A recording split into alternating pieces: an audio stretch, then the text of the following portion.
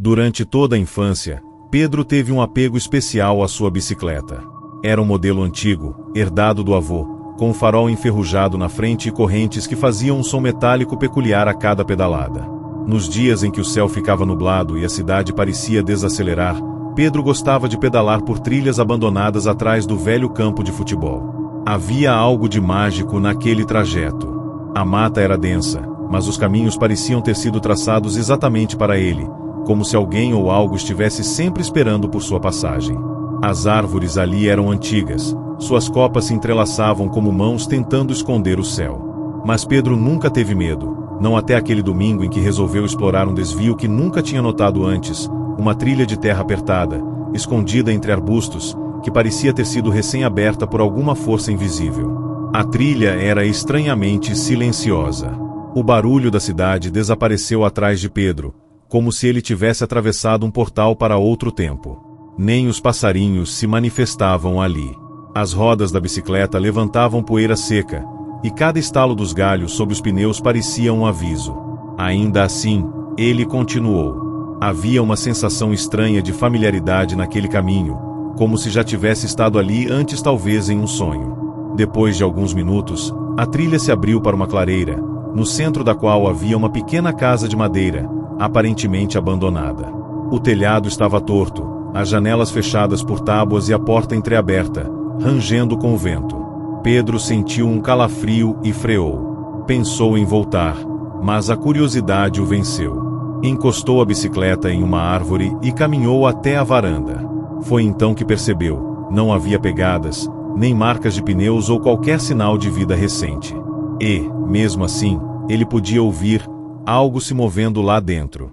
Ele empurrou a porta com a ponta dos dedos, tentando ver o interior sem entrar completamente. O cheiro era de madeira úmida, mofo e algo mais, algo metálico, como sangue. A luz que entrava pelas frestas das tábuas criava formas estranhas nas paredes. No centro da sala, havia uma cadeira de balanço, e sobre ela, um gravador antigo. Pedro apertou o play sem pensar. Um chiado invadiu o ambiente e, logo depois, uma voz rouca sussurrou: "Você voltou, depois de tantos anos." Pedro deu um passo para trás, confuso. A voz parecia se dirigir a ele. Com o coração acelerado, procurou um interruptor, mas não havia energia.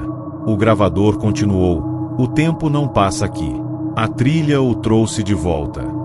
A cadeira de balanço começou a se mover sozinha, rangendo de forma quase ritmada, como se estivesse embalando alguém invisível. Pedro tentou desligar o aparelho, mas o botão estava preso.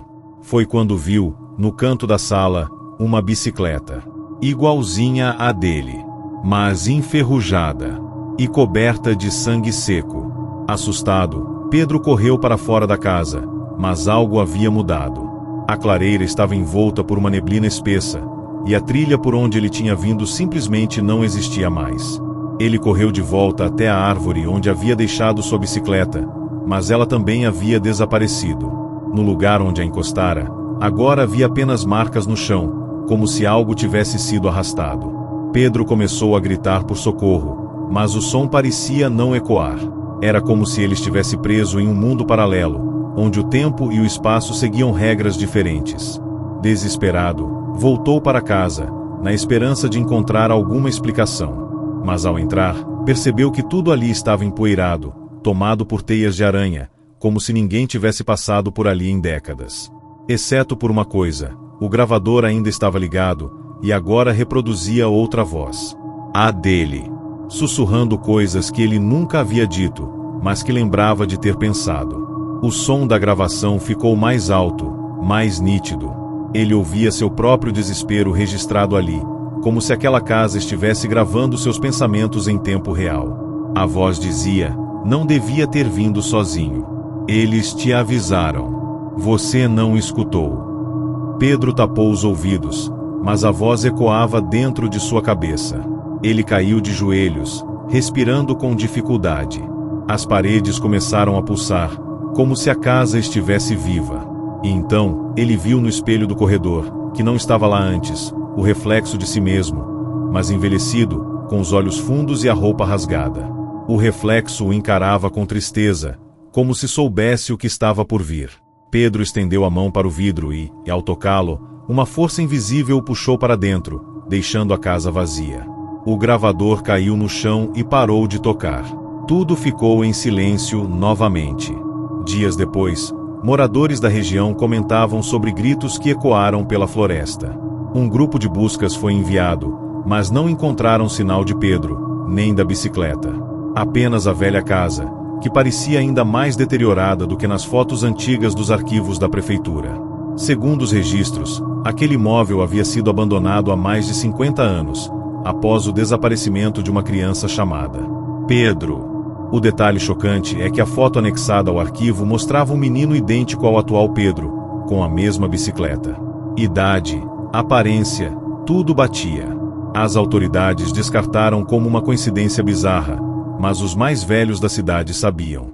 Diziam que a trilha aparecia apenas para quem já havia sido marcado pelo tempo. Que aquele lugar não era feito de madeira e terra, mas de memórias presas em um ciclo eterno. Desde então, a trilha passou a ser evitada por todos.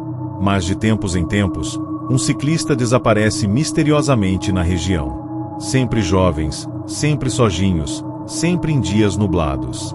E quando o vento sopra mais forte, alguns moradores juram ouvir um som metálico vindo da floresta, como correntes de bicicleta se movendo lentamente. Dizem que é Pedro tentando pedalar de volta. Preso em um looping entre passado e presente, eternamente refazendo o mesmo percurso, buscando uma saída que não existe. A bicicleta, agora parte dele, se tornou extensão de sua alma condenada.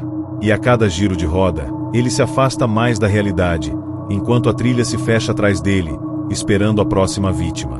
Porque ali, naquele pedaço esquecido da mata, os passeios de bicicleta nunca terminam.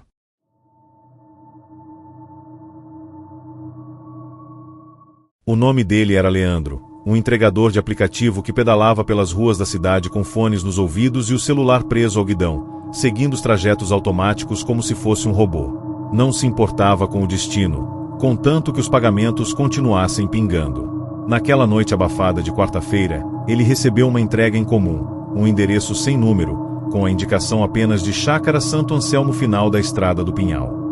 O aplicativo não dava detalhes, apenas mostrava uma linha reta no mapa, apontando para uma estrada rural há muito esquecida. Leandro hesitou, mas a taxa de entrega era alta demais para recusar.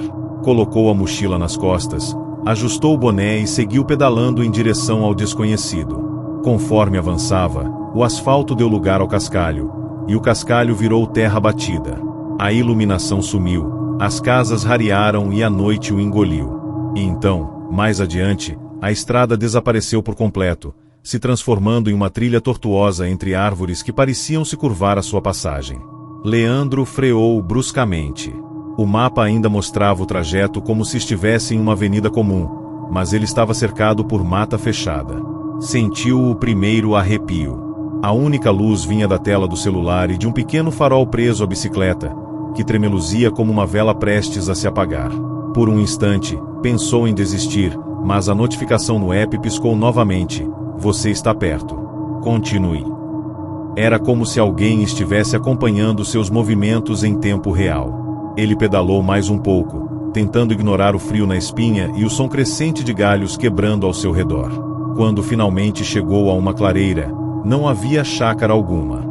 Apenas uma espécie de galpão velho, com paredes de zinco e uma porta entreaberta. Na frente, no chão, uma caixa de papelão com seu nome escrito em marcador preto. Leandro desceu da bicicleta, se aproximou da caixa e a abriu. Dentro, havia apenas uma fita cassete e uma anotação: ouça e você entenderá. Confuso, Leandro vasculhou o interior do galpão e encontrou um toca-fitas antigo, empoeirado e ainda conectado a uma extensão elétrica improvisada. Ao colocar a fita, ouviu uma respiração ofegante, depois uma voz desesperada: se você está ouvindo isso, significa que aceitou o pedido. E agora é tarde demais. O coração de Leandro acelerou. A gravação continuava com ruídos, gritos abafados e, por fim, o som inconfundível de correntes arrastando pelo chão. Quando ele tentou retirar a fita, o aparelho engoliu a fita e começou a soltar fumaça. Do lado de fora, algo se mexia na escuridão. O farol da bicicleta piscou e morreu. Leandro recuou para perto da porta, mas ela se fechou com um estrondo atrás dele. Trancado. O galpão começou a vibrar, como se algo enorme estivesse se movendo sob o chão. Leandro gritava e esmurrava a porta, mas tudo o que conseguiu foi acordar os ecos do lugar, e eles respondiam com sussurros vindos de todas as direções. Do lado de fora, a bicicleta de Leandro tombou sozinha. E então, com um som metálico, começou a se arrastar sozinha pela trilha, desaparecendo floresta adentro, como se estivesse sendo puxada por mãos invisíveis. Dentro do galpão, Leandro caiu de joelhos, sentindo o chão tremer. A madeira abaixo dele começou a rachar, expondo um buraco escuro sem fundo. Antes que pudesse reagir, foi puxado para dentro por uma força absurda, que o arrastou com violência para as profundezas. Seu grito foi engolido pela escuridão, e o galpão silenciou. Quando os bombeiros chegaram, chamados anonimamente por uma ligação gravada, só encontraram o galpão vazio. Não havia sinal de luta, nem da bicicleta. A única pista era uma fita cassete parada no chão, derretida por dentro, e com um rótulo escrito à mão: entrega concluída. Leandro jamais foi encontrado. Seus dados no aplicativo foram apagados misteriosamente, como se ele nunca tivesse feito parte da plataforma. Nenhum parente, nenhum cadastro, nenhum rastro. Mas há relatos. Pessoas que juram ter visto um ciclista perdido nas redondezas da Estrada do Pinhal, pedindo ajuda com os olhos fundos e a voz trêmula, mas que desaparece assim que alguém se aproxima.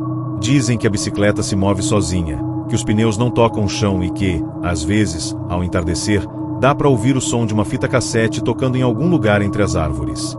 Um som rouco, repetitivo, dizendo sempre a mesma frase: aceitou o pedido. E agora é tarde demais.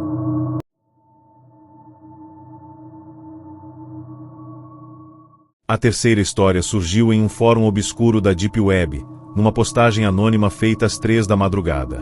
O título chamava atenção: meu irmão desapareceu após um passeio de bicicleta e só deixou uma gravação. O autor, identificado apenas como @desperto92, contava o caso de seu irmão mais novo, Ícaro, um adolescente obcecado por trilhas radicais e gravações POV com GoPro. Ícaro havia saído num sábado para explorar uma nova rota florestal indicada por outros ciclistas da região. Segundo o irmão, a trilha sequer constava nos mapas comuns, mas alguns usuários de grupos fechados a chamavam de Circuito das Almas, um caminho estreito, tomado por neblina constante, em que os ciclistas juravam ouvir vozes pedindo ajuda durante o percurso. Ícaro partiu empolgado, com 2 câmeras presas ao capacete e uma no guidão. Não voltou. No dia seguinte, a bicicleta foi encontrada tombada à beira de uma lagoa lodosa no meio do mato. Nenhum sinal de sangue. Nenhum vestígio de luta. Apenas as câmeras. A polícia recolheu os equipamentos, mas não conseguiu extrair os dados. Foi o irmão que, dias depois, conseguiu descriptografar os arquivos de vídeo e revelou ao fórum o que viu. O primeiro trecho mostrava Ícaro pedalando normalmente, empolgado com a paisagem e comentando sobre o clima estranho e a trilha incrivelmente silenciosa. Tudo parecia normal até a câmera do capacete captar uma silhueta ao fundo, algo parado entre as árvores, imóvel, observando. Ícaro não percebeu, mas o espectador sim. Minutos depois, ele parou em frente a uma ponte de madeira estreita, parcialmente afundada em um riacho turvo. A trilha do GPS desaparecia no mapa. Foi quando a câmera do guidão captou uma figura à frente, em meio ao nevoeiro. Uma mulher, com vestido branco e cabelos grudados no rosto. Ela apontava para a floresta, sem dizer nada. A imagem distorceu. O áudio chiou. E então, Ícaro começou a rir, sem motivo. Um riso nervoso, desconectado. Como se uma presença tivesse invadido sua mente. A partir daí, os vídeos ficaram mais confusos. Trechos sem nexo, imagens tremidas, barulhos ensurdecedores que pareciam gemidos distantes e ruídos de pneus derrapando em pedra. A GoPro do capacete filmava Ícaro olhando diretamente para a câmera, olhos arregalados, suando, murmurando coisas sem sentido como eles estão na roda e não pedale de costas. Em outro ponto do vídeo, a câmera girava em 360 graus, como se tivesse sido jogada ao ar, mostrando flashes da floresta, sombras correndo ao redor e uma bicicleta que se movia sozinha, dando voltas em círculos. O último trecho mostrou Ícaro em frente a um buraco escuro, cavado entre raízes retorcidas. Ele repetia: "Se eu entrar, talvez consiga sair." Então, ele se inclinou e desapareceu dentro da fenda, levando a câmera consigo. O vídeo terminou com uma tela preta e um som metálico de corrente sendo puxada. O irmão escreveu no fórum: "Não durmo há 3 dias. A polícia não acredita. Mas eu vi. Ele foi levado por alguma coisa. E está me chamando agora." Desde essa postagem, o perfil @desperto92 nunca mais publicou nada. Outros usuários tentaram contato, mas o e-mail vinculado foi desativado. Entretanto, começaram a circular relatos de pessoas que, ao assistir ao vídeo completo, vazado dias depois em um site russo, passaram a ter pesadelos recorrentes com trilhas de terra e bicicletas girando sozinhas. Uma pessoa em São Leopoldo desapareceu após relatar que via vultos no espelho com capacetes de ciclista. Em Vitória, um jovem foi internado após arrancar os pneus da própria bicicleta dizendo: "Assim eles não me acham." Há quem diga que o vídeo é uma maldição digital, que assisti-lo é abrir uma porta para algo que vive naquela trilha ou que espera nela. E que agora não basta apenas pedalar. É preciso correr, porque as rodas não giram só com força. Giram com almas.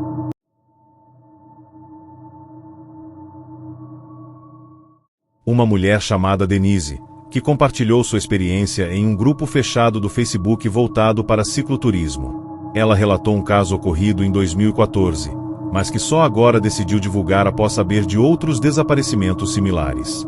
Denise era uma ciclista experiente, acostumada a pedalar longas distâncias, sempre em busca de paisagens remotas e silenciosas. Na época, participava de um grupo que planejava percorrer um antigo trajeto ferroviário desativado no interior de Minas Gerais, próximo à cidade de Peçanha. O trajeto passava por túneis abandonados, trilhos cobertos por vegetação e estações esquecidas pelo tempo. No segundo dia da expedição, o grupo acampou perto de uma estação chamada Ponte Fria, cercada por mato alto e árvores de raízes expostas. À noite, Denise acordou com um som estranho, o barulho inconfundível de uma bicicleta pedalando em círculos sobre cascalho. Ao espiar pela barraca, não viu ninguém. Mas o som persistia. E pior parecia vir de dentro do antigo túnel logo à frente do acampamento. Curiosa e levemente assustada, ela decidiu seguir o som sozinha, levando apenas uma lanterna e sua bicicleta. O túnel era longo, escuro e cheirava a mofo e ferrugem. A luz da lanterna iluminava apenas alguns metros à frente, revelando morcegos pendurados e marcas antigas de pneus. Mas o mais estranho é que as marcas pareciam frescas, como se alguém tivesse passado por ali há poucos minutos. Conforme avançava, o som da bicicleta ia ficando mais alto, mais próximo. E então, no meio do túnel, ela viu uma figura parada, de costas, com a mão segurando o guidão. A bicicleta era antiga, como as usadas por carteiros dos anos 60, com um cesto de ferro na frente e um farol quebrado. Denise chamou, mas não obteve resposta. A figura começou a pedalar lentamente para dentro da escuridão. Ela seguiu, achando que poderia ser alguém do grupo. Mas, à medida que avançava, percebeu que o túnel parecia nunca terminar. A temperatura caía, e as paredes começaram a mudar. Já não eram de pedra, mas de algo úmido e vivo, pulsando como se respirassem. Denise sentiu o ar pesar e resolveu voltar, mas quando girou a bicicleta para trás, o túnel tinha desaparecido. Atrás dela havia apenas floresta, árvores espessas, raízes no chão e um silêncio tão absoluto que doía nos ouvidos. Apavorada, tentou usar o GPS, mas o aparelho só mostrava uma tela preta com a palavra "volte" piscando. A luz da lanterna começou a falhar. E então ela viu, em volta, várias bicicletas abandonadas, algumas com as rodas retorcidas, outras penduradas em galhos como se tivessem sido jogadas ali com força sobrenatural. Ao se aproximar de uma delas, percebeu que havia algo preso nos pedais, cabelos humanos. Denise começou a correr com a bicicleta empurrando à frente, mas as rodas pareciam travar sozinhas, como se não quisessem sair daquele lugar. Um som de corrente se arrastando surgia atrás dela. Não ousou olhar. Correu até que tudo ficou escuro. Quando acordou, estava no acampamento, cercada pelos amigos, com a bicicleta caída ao lado e os olhos completamente vermelhos. Ela não se lembrava de como voltou. Mas desde aquela noite, começou a ter pesadelos frequentes. Em todos eles, pedalava sem parar dentro de túneis que se transformavam em corredores vivos. As paredes sussurravam, e as rodas da bicicleta giravam sozinhas, mesmo quando ela largava o guidão. Ela também começou a ouvir sons de campainhas de bicicleta dentro de casa, mesmo de madrugada. Um dia, encontrou marcas de pneus no chão da sala, como se alguém tivesse entrado pedalando. O mais bizarro foi quando seu marido foi atropelado por uma bicicleta sem ciclista, uma velha Caloi que surgiu no meio de uma avenida em alta velocidade, derrubando-o sem motivo. Os médicos disseram que foi um acidente inexplicável. Denise abandonou o ciclismo. Doou todas as suas bicicletas. Mas ainda sente, à noite, quando o vento passa sob a janela, o som inconfundível de pneus girando no cascalho. E sempre que se aproxima de um túnel ou passa por algum trilho abandonado, algo dentro dela sussurra: ainda falta sua última volta.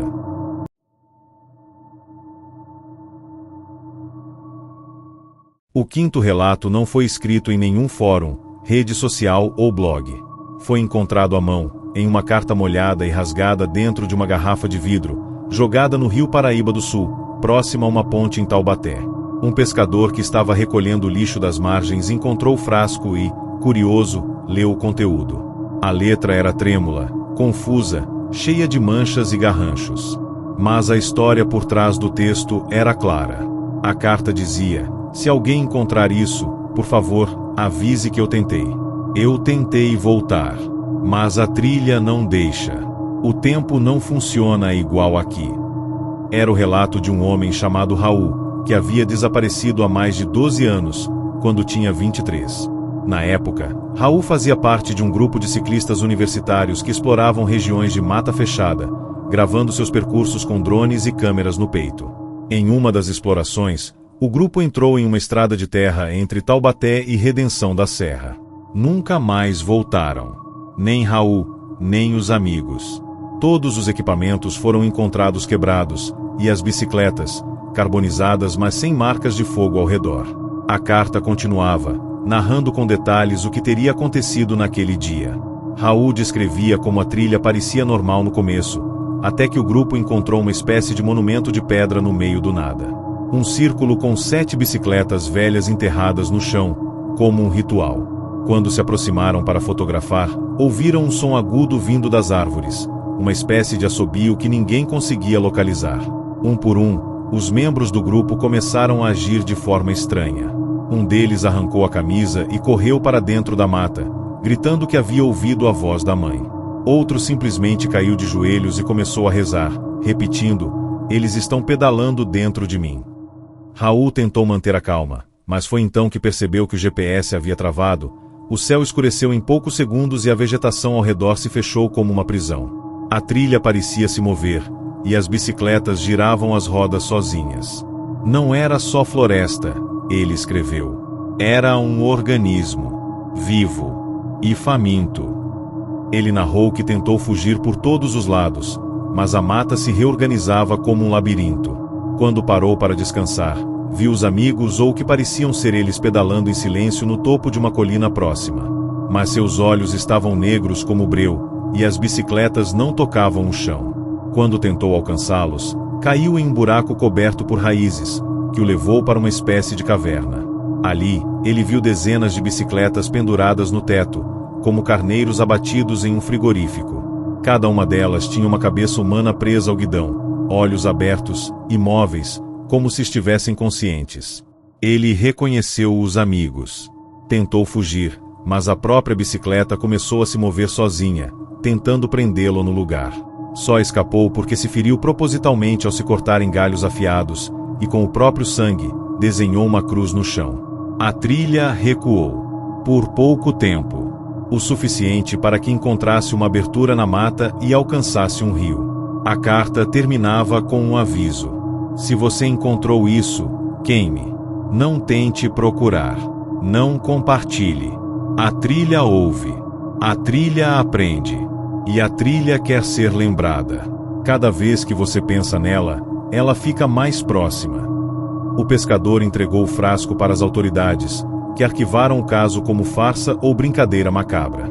Mas o que chamou a atenção foi o exame do papel, envelhecido, com datação compatível com mais de 10 anos de exposição. E o mais assustador, no fundo do frasco, havia um pequeno fragmento de metal enferrujado, parte de um pedal de bicicleta.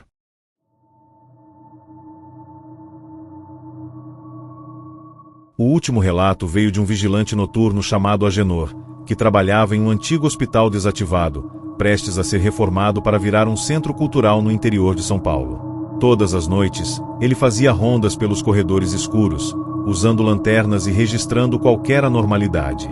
Em uma dessas madrugadas, encontrou um garoto parado em frente ao portão lateral, com uma bicicleta antiga ao lado. Parecia ter uns 12 anos, usava boné para trás e carregava uma mochila desgastada. Agenor perguntou o que fazia ali àquela hora. O menino apenas respondeu: "A trilha me trouxe. Preciso terminar o giro." Pensando que era um adolescente perdido, o segurança tentou levá-lo para a guarita, mas o garoto recusou. Disse que só precisava dar uma última volta e que, depois disso, estaria livre. Antes que Agenor insistisse, o menino montou na bicicleta e pedalou para o pátio interno do hospital, o que era impossível, já que o portão estava trancado com correntes e cadeado. Mas ele passou como se o metal não existisse. Intrigado, Agenor correu atrás e, ao entrar no pátio, viu o garoto circulando lentamente, descrevendo um grande círculo com a bicicleta. Mas o mais perturbador era o que havia em volta. Todas as luzes dos postes antigos acenderam ao mesmo tempo, sem energia conectada, e as janelas quebradas começaram a vibrar. O garoto girava em silêncio, e a cada volta, o ambiente mudava. Primeiro, surgiram sombras observando pelas janelas. Depois, ruídos metálicos começaram a ecoar pelos corredores, como se centenas de bicicletas estivessem pedalando no andar de cima. Agenor recuou, tentando chamar reforços, mas o rádio estava mudo. Quando olhou novamente para o garoto, ele havia parado e estava apontando para uma parede do hospital. Atrás dela, descobriu-se mais tarde, havia um compartimento antigo selado com tijolos. A reforma revelou o que Agenor nunca esqueceu: dezenas de bicicletas empilhadas e, entre elas, ossadas humanas. Crianças, jovens, adultos, todos com os ossos das mãos presos ao guidão. A perícia não conseguiu explicar como os restos foram parar ali. A ala onde foram encontrados nem sequer constava nas plantas do edifício. O garoto, por sua vez, nunca mais foi visto. Mas Agenor encontrou, no chão onde ele parou, uma foto desbotada de um grupo de ciclistas. Todos estavam sorrindo em frente a uma trilha com uma placa: "Desvio proibido, área militar." Atrás da imagem, havia algo escrito à mão: "O circuito nunca acaba. Ele só muda o cenário." Após aquele dia, Agenor abandonou o emprego. Jurou que o hospital estava vivo, que sentia o som das rodas girando durante a madrugada, mesmo meses depois de tudo estar lacrado. Contou que teve um último pesadelo antes de sair da cidade. Sonhou que estava pedalando em uma estrada infinita, cercado por vozes que sussurravam nomes, e todos os nomes eram dos desaparecidos. No final da trilha, ele via uma versão sua, mais velha, imóvel, esperando com uma bicicleta em mãos. Quando tentava frear, os freios desapareciam, e ele continuava a girar. Sempre girando. Com o tempo, relatos semelhantes surgiram em outras cidades. Trilhadores, ciclistas, entregadores, até crianças em bairros afastados começaram a relatar sons de correntes, risos distantes e rodas girando sozinhas em becos escuros. Formou-se uma lenda urbana, um aviso entre os que vivem sobre duas rodas. Se, ao pedalar, você notar que o caminho mudou de repente, que o ar ficou pesado e que as árvores parecem te observar, não siga em frente. Não aceite rotas estranhas, atalhos inesperados ou trilhas que surgem do nada. Porque passeios de bicicleta podem parecer inocentes, até que você descubra que não está pedalando sozinho. E o que está te seguindo já pedalou esse caminho antes, várias vezes, até se perder do próprio corpo. O sétimo e mais misterioso relato veio de uma senhora chamada Marilena, moradora antiga de um vilarejo chamado Capitinga do Sul, um lugar praticamente esquecido no mapa, com menos de 1000 habitantes. Segundo ela, o caso aconteceu quando ainda era adolescente, na década de 70, e marcou para sempre sua vida e a da família.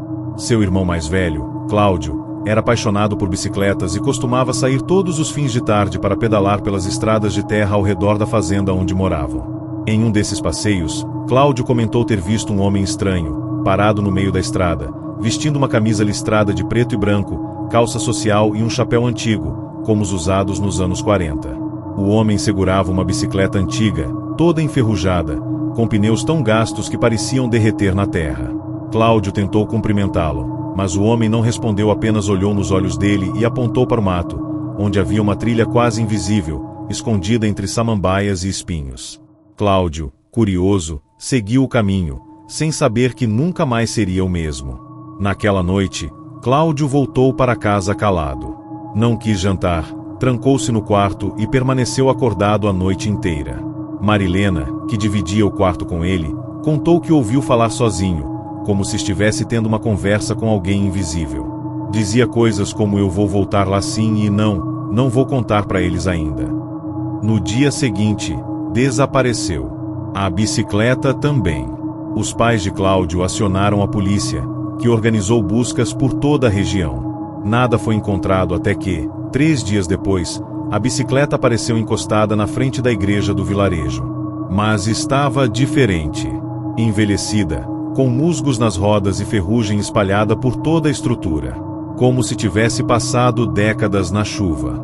No guidão, havia um bilhete escrito em letras tortas e sujas: a roda girou. Agora é a vez de outro. A letra, segundo Marilena, era do próprio Cláudio, mas diferente, trêmula, como se ele estivesse sendo forçado a escrever. Nenhum vestígio dele foi encontrado desde então. O tempo passou, mas a lenda do homem da camisa listrada continuou. Jovens do vilarejo contavam histórias de encontros com ele sempre no mesmo lugar, na curva do Barro Alto, onde a estrada de terra se afunila entre 2 grandes rochas. Todos descreviam a mesma figura, imóvel, segurando uma bicicleta parada, olhando fixamente e apontando para uma trilha oculta que ninguém mais enxergava, a não ser aquele a quem ele escolhia. Marilena, já adulta, resolveu voltar ao local exato onde Cláudio o viu pela primeira vez. Queria entender o que havia naquela trilha. Munida de uma câmera fotográfica analógica, tirou diversas fotos da curva e da região em volta. Quando revelou o filme, uma imagem a fez desmaiar. Entre 2 árvores, no canto direito da fotografia, aparecia a figura de Cláudio, igualzinho como era quando desapareceu, com a mesma roupa, parado ao lado da bicicleta. Mas seus olhos estavam completamente brancos, como se não enxergassem mais o mundo ao redor. E o pior, ele sorria. Depois disso, Marilena se recusou a falar mais sobre o assunto. Mudou de cidade, destruiu os negativos e tentou apagar toda a história da memória. Mas vizinhos e parentes afirmam que ela nunca mais foi a mesma. Desenvolveu fobia de bicicletas, não podia ouvir o som de pneus rodando sobre terra que entrava em pânico. Nos últimos anos de vida, foi internada diversas vezes por alegar que Cláudio estava vindo buscá-la. Repetia sempre: a roda tem que continuar. Alguém tem que substituir. Ele ainda está girando. Quando faleceu, seu quarto estava cheio de desenhos. Todos retratavam a mesma cena: uma estrada, uma curva e, ao fundo, um homem com camisa listrada segurando uma bicicleta. Desde então, moradores dizem que em noites de lua minguante, é possível ouvir o som de pneus arrastando-se sozinhos pela estrada de Capitinga do Sul. E quem se atreve a seguir o som, jura que vê, entre as árvores, uma figura sorrindo e apontando para uma trilha que não deveria existir. A mesma trilha de sempre. A trilha que só aparece quando o próximo escolhido está pronto para pedalar.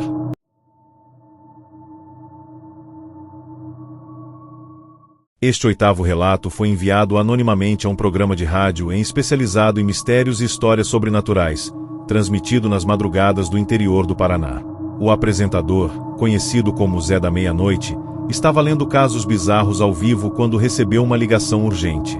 A voz era de um homem claramente em desespero, com a respiração ofegante, que se identificou apenas como Mauro. Ele afirmou estar se escondendo em um posto de gasolina abandonado, depois de pedalar por horas sem parar, tentando fugir de algo que o seguia. O relato dele deixou ouvintes em choque.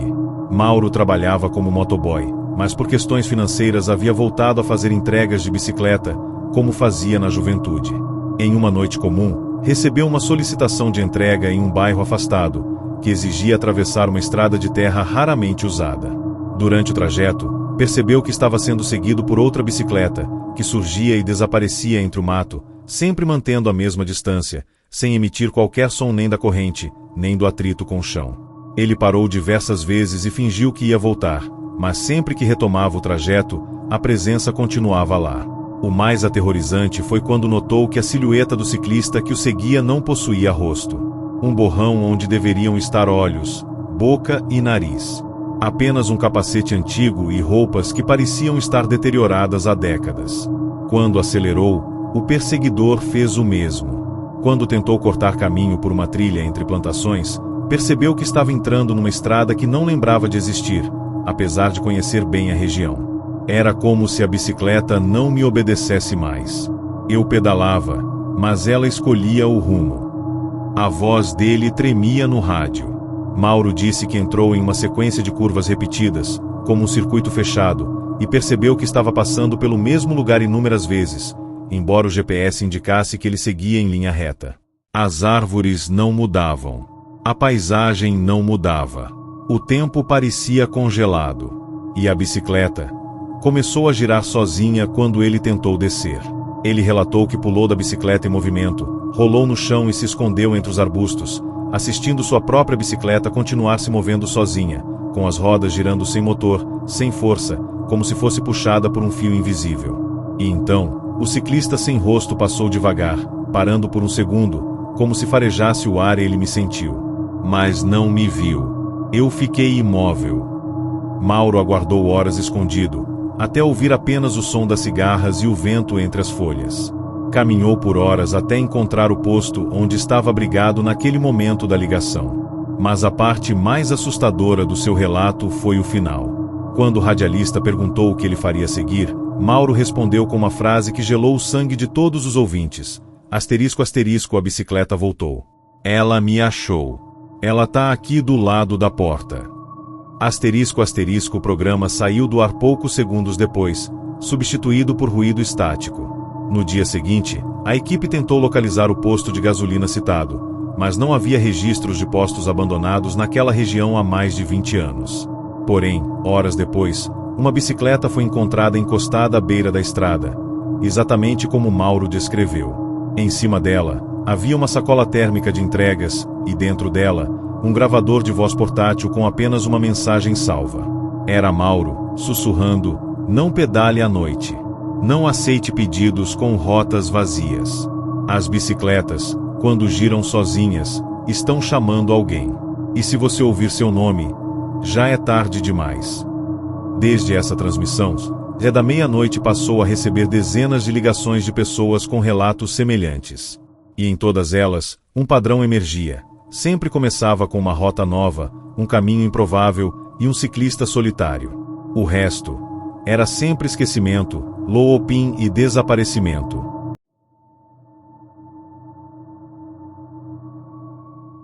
O nono relato apareceu de forma inusitada, gravado em áudio por um professor de geografia chamado Fabrício, enviado automaticamente ao e-mail institucional de sua escola às 3 da manhã.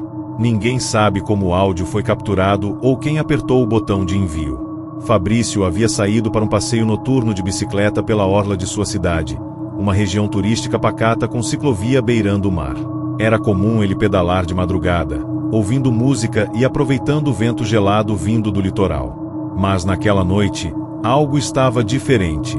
O céu estava mais escuro que o habitual, a maré estranhamente agitada, e os postes de luz piscavam como se estivessem prestes a apagar. Por volta das 2:30, enquanto passava pela parte mais isolada da ciclovia, notou que não havia absolutamente ninguém por perto. Nem carros, nem pescadores, nem barulho de mar. Apenas o som da própria respiração. E foi quando percebeu que a ciclovia parecia mais longa do que deveria. Fabrício conhecia o trajeto de cor, sabia que havia um mirante a poucos metros. Mas ele nunca chegava. Pedalava com força, olhava o GPS, e a distância continuava aumentando. O asfalto também começou a mudar. Em vez do chão pintado com faixas brancas e placas, tudo se tornava mais escuro, rachado, e com símbolos desenhados à mão, espirais, círculos, nomes riscados. Quando finalmente parou, exausto e confuso, percebeu que estava cercado por bicicletas abandonadas. Havia dezenas, talvez centenas delas, encostadas em árvores, deitadas na calçada, presas em grades enferrujadas. Mas todas tinham algo em comum: os guidões estavam virados para trás, como se ninguém tivesse terminado o passeio. Fabrício então ouviu um barulho. Não um barulho comum de corrente ou marcha, mas de suspiros. Como se as bicicletas respirassem. Como se estivessem dormindo e agora acordassem, todas ao mesmo tempo. Ele se virou e viu pessoas em pé sobre suas próprias bicicletas, imóveis. E cada uma delas usava uma máscara feita com os rostos de outros ciclistas costurados com arame. O áudio capturado mostra Fabrício ofegante, descrevendo o que via, tentando manter a calma. Ele sussurra: "A ciclovia me puxou. Ela não termina. Eu tô preso aqui. Eles querem que eu pedale com eles. Mas se eu montar na bike agora, eu não volto mais." Em determinado momento, o som do áudio é invadido por uma melodia infantil, como uma caixinha de música. E então, a frase final dele, dita com voz embargada: "A próxima vez que você ver uma bicicleta abandonada na rua, não encoste. Ela pode estar esperando por alguém. Pode estar esperando por você." Após o envio do áudio, Fabrício desapareceu. A última imagem registrada dele foi por uma câmera de segurança de um quiosque. Ele passa pedalando em direção ao nada, e logo depois, a imagem distorce. O arquivo trava. E quando volta, a ciclovia está vazia. Nenhum sinal de que alguém esteve ali. Nenhum vestígio. Apenas uma bicicleta vermelha deixada ao lado do corrimão, com um bilhete preso no quadro: "Asterisco, asterisco, não esqueça de voltar." Asterisco, asterisco. Hoje, professores da escola onde ele lecionava evitam falar sobre o assunto. Alguns garantem que, às vezes, seus computadores ligam sozinhos à noite e reproduzem aquele mesmo áudio enviado por Fabrício. Outros dizem que, nas câmeras do estacionamento, é possível ver uma bicicleta girando em círculo sozinha durante a madrugada. Uma aluna chegou a relatar que ouviu a voz de Fabrício durante um passeio escolar, vinda de um bueiro próximo à ciclovia, chamando por ajuda. Ela afirma: não era um pedido de socorro. Era um convite. Desde então, a ciclovia da orla passou a ser evitada por ciclistas noturnos. Mas sempre há um curioso. Um novo nome. Um novo desaparecimento.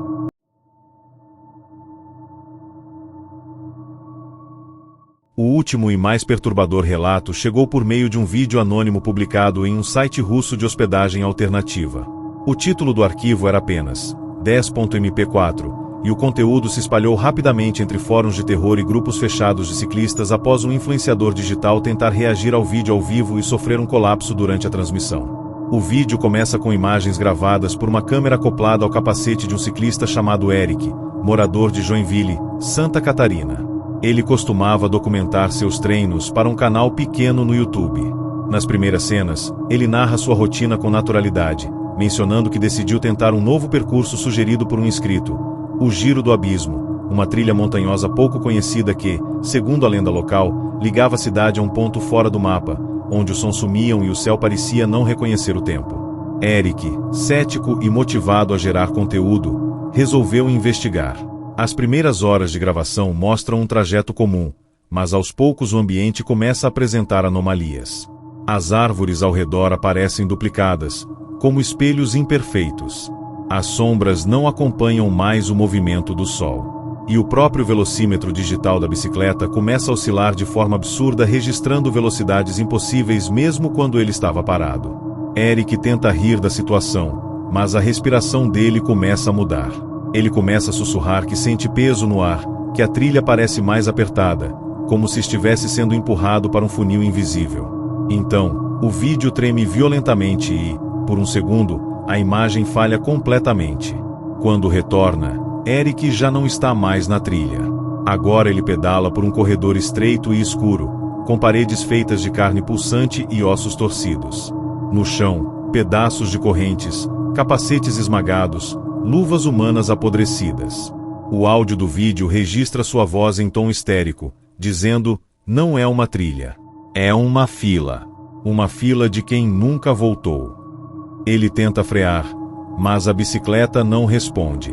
As rodas giram sozinhas, forçando-o adiante. À frente, outras pessoas também pedalam. Todas de costas. Todas com a cabeça baixa. Ao tentar sair da pista, a câmera mostra que Eric cai lateralmente e tenta correr, deixando a bicicleta para trás. Mas a câmera de capacete continua a registrar o impossível. A bicicleta se levanta sozinha e começa a persegui-lo, como se estivesse possuída. Uma voz ecoa por todo o túnel, grave, metálica, sussurrando: você começou, agora termina. Eric corre por túneis que mudam de forma, com portas que levam de volta ao mesmo lugar, como um labirinto onde cada curva parece viva. Em certo momento, ele encontra uma sala circular, onde várias bicicletas flutuam no centro, girando em velocidades absurdas, formando um vórtice escuro. No chão, centenas de fitas cassete, celulares antigos e pedaços de papel com bilhetes idênticos. Asterisco asterisco, a volta é a chave, mas a chave gira sozinha. Asterisco asterisco, Eric cai de joelhos, encarando a câmera pela última vez. Seus olhos estão completamente negros. Ele sussurra: não é um passeio. Nunca foi. É um pacto. E então, a imagem se apaga. No final do vídeo, surge uma mensagem digitada em preto sobre fundo branco. Asterisco asterisco, se você chegou até aqui, uma bicicleta já foi até você. Asterisco asterisco. A mensagem permanece por exatos 6 segundos. Depois, a tela fica preta. Não há créditos. Não há trilha sonora. E, estranhamente, os dados do vídeo indicam que ele foi criado anos antes de Eric sequer nascer.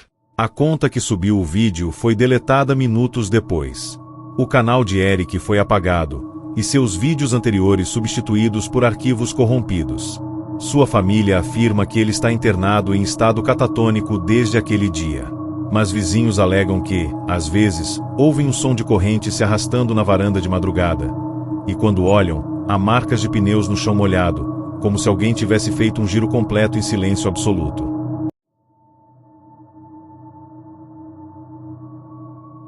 Renato era um apaixonado por cinema, especialmente filmes de terror. Não apenas assistia com frequência, mas colecionava edições raras, VHS antigos, DVDs de colecionadores e até rolos de filme em película. Seu apartamento era praticamente um museu do gênero.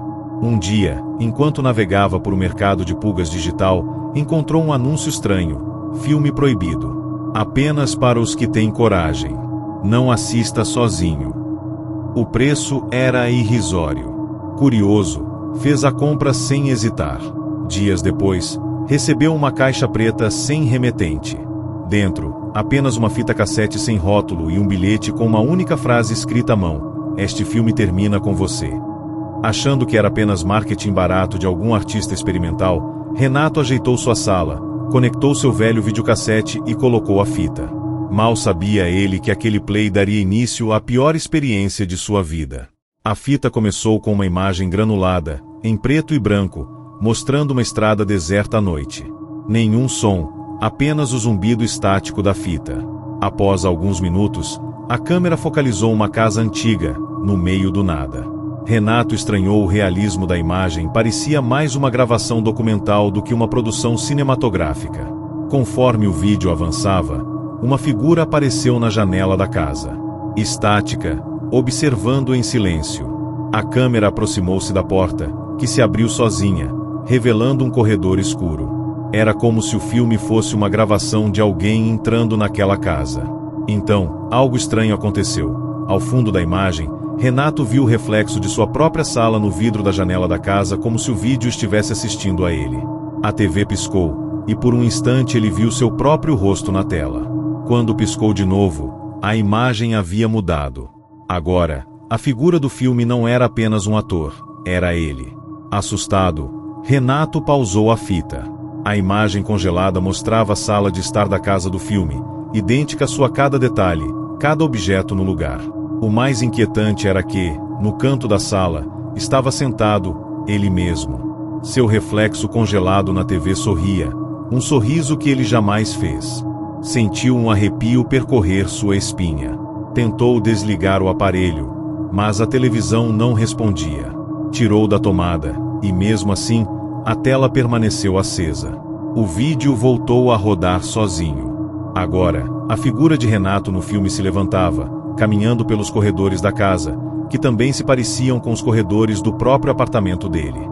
Começou a ouvir sons reais, passos no chão de madeira, respiração pesada, e vozes sussurrando seu nome em um tom grave, como se o ambiente do filme estivesse se fundindo com o mundo real. Quando se virou para verificar a cozinha, viu a porta entreaberta e, dentro dela, um vulto parado, observando. Renato correu até a porta do apartamento, mas ela estava trancada com todas as chaves viradas do lado de dentro, algo que ele sabia que não havia feito.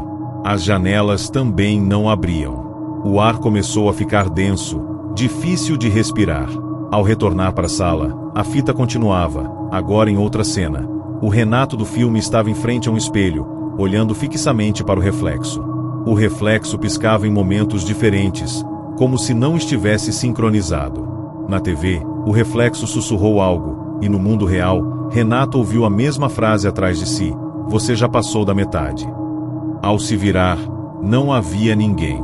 Porém, sua imagem no espelho agora sorria, um sorriso largo, distorcido, com os olhos negros. A figura na fita começou a sangrar pelos olhos, e a casa no vídeo começou a pegar fogo lentamente, em silêncio.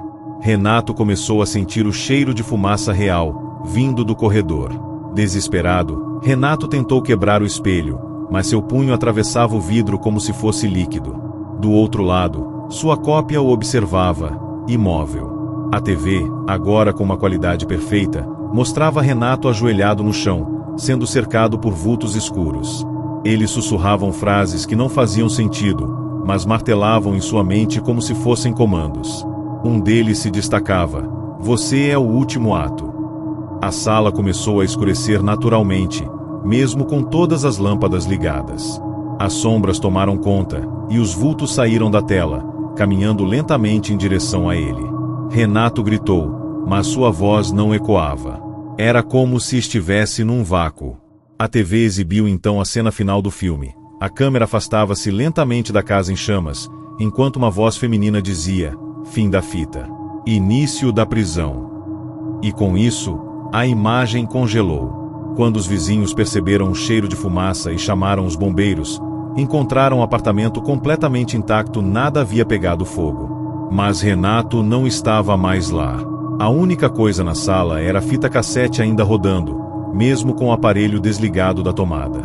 Um dos bombeiros, por curiosidade, levou a fita para casa. Naquela noite, foi encontrado em estado de choque, murmurando frases desconexas, sempre repetindo: "Eu estou dentro. Eu sou o final." Desde então, a fita reaparece misteriosamente em sebos e lojas de usados, sempre sem rótulo, sempre com o mesmo bilhete: "Este filme termina com você." E quem assiste, jamais volta a ser o mesmo. A recomendação permanece clara, escrita nas entrelinhas da maldição: não assista filme de terror sozinho.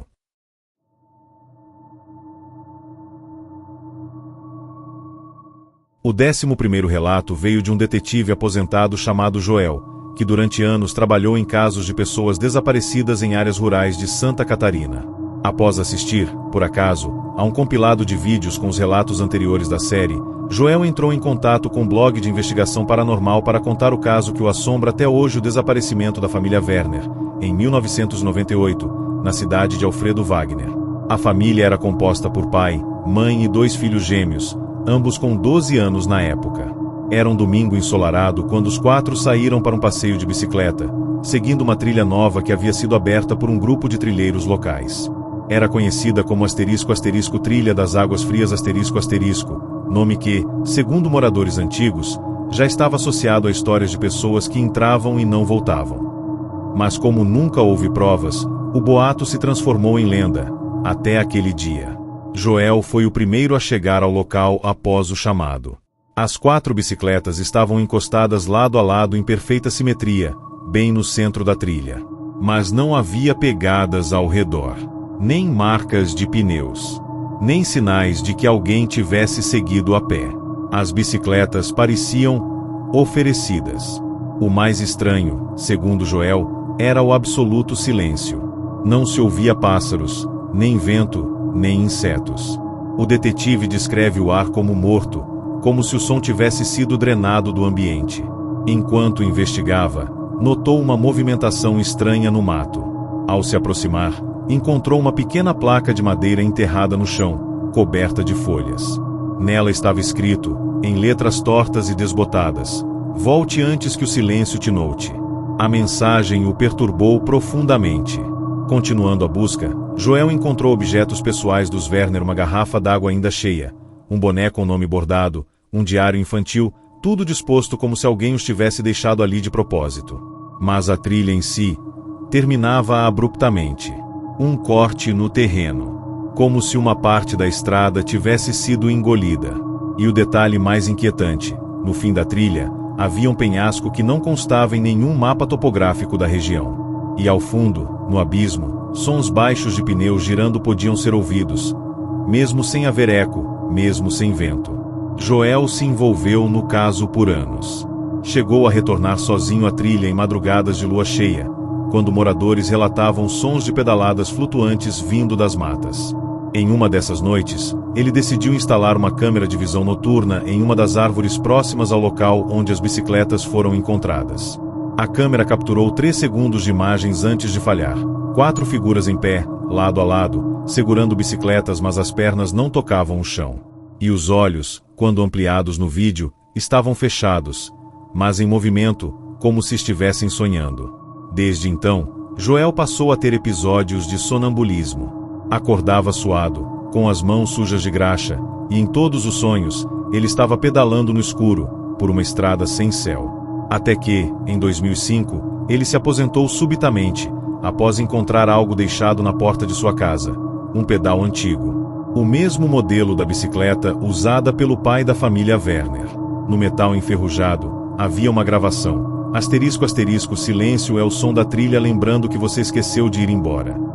Asterisco asterisco. Hoje, aos 68 anos, Joel vive recluso, mas repete sempre a mesma advertência aos que se aproximam com curiosidade: algumas trilhas foram feitas para serem esquecidas. Outras só estão esperando que você ouça o silêncio.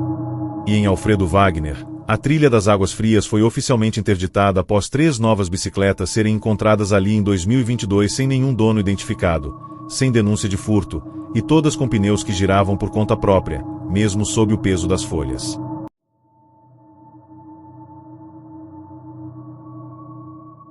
O 11º relato veio de um detetive aposentado chamado Joel, que durante anos trabalhou em casos de pessoas desaparecidas em áreas rurais de Santa Catarina.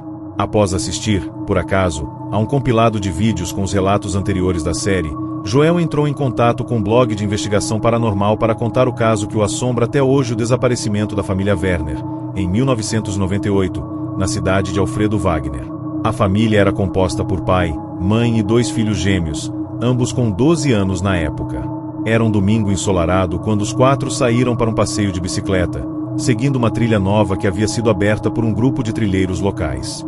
Era conhecida como asterisco asterisco Trilha das Águas Frias asterisco asterisco, nome que, segundo moradores antigos, já estava associado a histórias de pessoas que entravam e não voltavam. Mas como nunca houve provas, o boato se transformou em lenda, até aquele dia. Joel foi o primeiro a chegar ao local após o chamado. As 4 bicicletas estavam encostadas lado a lado em perfeita simetria, bem no centro da trilha. Mas não havia pegadas ao redor, nem marcas de pneus, nem sinais de que alguém tivesse seguido a pé. As bicicletas pareciam oferecidas. O mais estranho, segundo Joel, era o absoluto silêncio. Não se ouvia pássaros, nem vento, nem insetos. O detetive descreve o ar como morto, como se o som tivesse sido drenado do ambiente.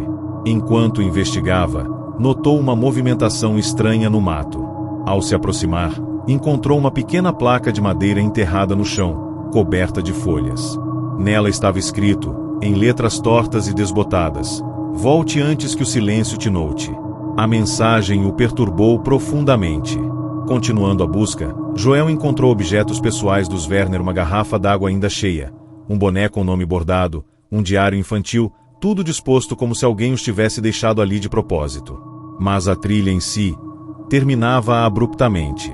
Um corte no terreno, como se uma parte da estrada tivesse sido engolida. E o detalhe mais inquietante, no fim da trilha, havia um penhasco que não constava em nenhum mapa topográfico da região. E ao fundo, no abismo, sons baixos de pneus girando podiam ser ouvidos, mesmo sem haver eco, mesmo sem vento. Joel se envolveu no caso por anos. Chegou a retornar sozinho à trilha em madrugadas de lua cheia, quando moradores relatavam sons de pedaladas flutuantes vindo das matas. Em uma dessas noites, ele decidiu instalar uma câmera de visão noturna em uma das árvores próximas ao local onde as bicicletas foram encontradas. A câmera capturou 3 segundos de imagens antes de falhar. 4 figuras em pé, lado a lado, segurando bicicletas, mas as pernas não tocavam o chão. E os olhos, quando ampliados no vídeo, estavam fechados, mas em movimento, como se estivessem sonhando. Desde então, Joel passou a ter episódios de sonambulismo. Acordava suado, com as mãos sujas de graxa, e em todos os sonhos, ele estava pedalando no escuro, por uma estrada sem céu. Até que, em 2005, ele se aposentou subitamente, após encontrar algo deixado na porta de sua casa, um pedal antigo. O mesmo modelo da bicicleta usada pelo pai da família Werner. No metal enferrujado, havia uma gravação. Asterisco asterisco silêncio é o som da trilha lembrando que você esqueceu de ir embora. Asterisco asterisco. Hoje, aos 68 anos, Joel vive recluso, mas repete sempre a mesma advertência aos que se aproximam com curiosidade. Algumas trilhas foram feitas para serem esquecidas. Outras só estão esperando que você ouça o silêncio. E em Alfredo Wagner, a trilha das Águas Frias foi oficialmente interditada após 3 novas bicicletas serem encontradas ali em 2022 sem nenhum dono identificado, sem denúncia de furto, e todas com pneus que giravam por conta própria, mesmo sob o peso das folhas.